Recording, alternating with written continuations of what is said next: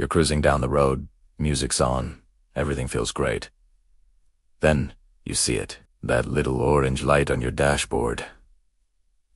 The check engine light. Your heart sinks for a second, but then you realize the car feels completely fine. There are no strange noises, no shaking, no loss of power.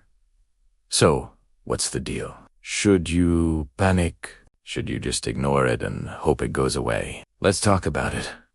First off, don't ignore it. That light is your car's way of trying to tell you something. Even if there are no obvious symptoms, a hidden issue could be affecting your fuel economy or emissions. Over time, a small problem can turn into a big, expensive one. Think of it like a quiet warning before the real trouble starts. So, what could be causing it? The reasons can range from something incredibly simple to something a bit more complex. One of the most common and easiest fixes is a loose or faulty gas cap. Seriously?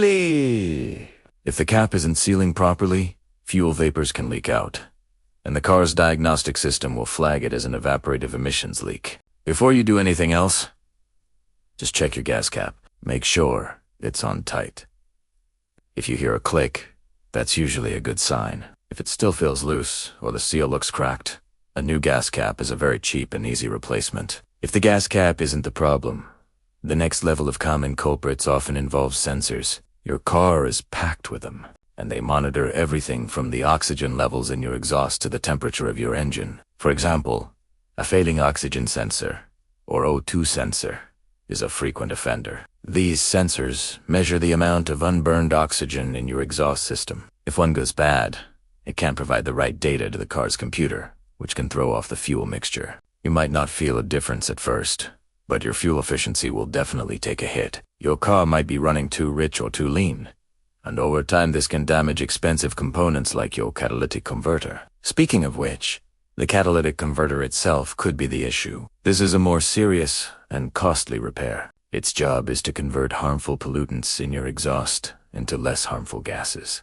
If it's failing, you might not notice any performance issues initially, but you'll definitely fail your next emissions test. A failing catalytic converter is often the result of another problem that was ignored for too long, like bad spark plugs or a faulty O2 sensor. That's why it's so important to address that check engine light early. Another possibility is the mass airflow sensor, or MIF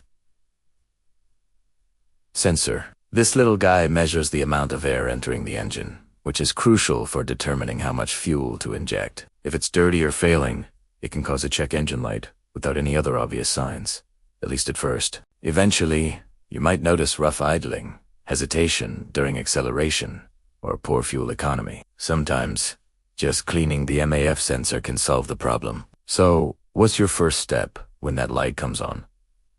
Don't just guess. The best thing to do is get the code read. The check engine light is triggered by a specific diagnostic trouble code, or DTC, that gets stored in your car's computer. You can buy your own OBD2 scanner online for a very reasonable price. They're super easy to use. You just plug it into a port under your dashboard, and it tells you the code. Many auto parts stores will also read the code for you for free. Once you have the code, like P0420 or P0171, you can look it up online. This will tell you what the system is reporting. For example, P0455 is a large evaporative emission leak, which could be that loose gas cap. P0420 often points to the catalytic converter. Getting the code doesn't always tell you the exact broken part, but it narrows down the possibilities tremendously. The difference between searching for a needle in a haystack and knowing which corner of the barn to look in. So, to sum it up, that check engine light with no symptoms is not something to ignore. It's a warning. Start with the simplest fix. Check your gas cap. Then, get the trouble code read. It's fast, easy, and often free. From there, you can make an informed decision about what to do next, whether it's a simple DIY fix or taking it to a trusted mechanic. Being proactive can save you a ton of money and headaches down the road. I hope this helps you feel a little less stressed the next time that light pops up. If you found this video useful, give it a thumbs up and hit that subscribe button for more car care tips. Thanks for watching, and drive safe.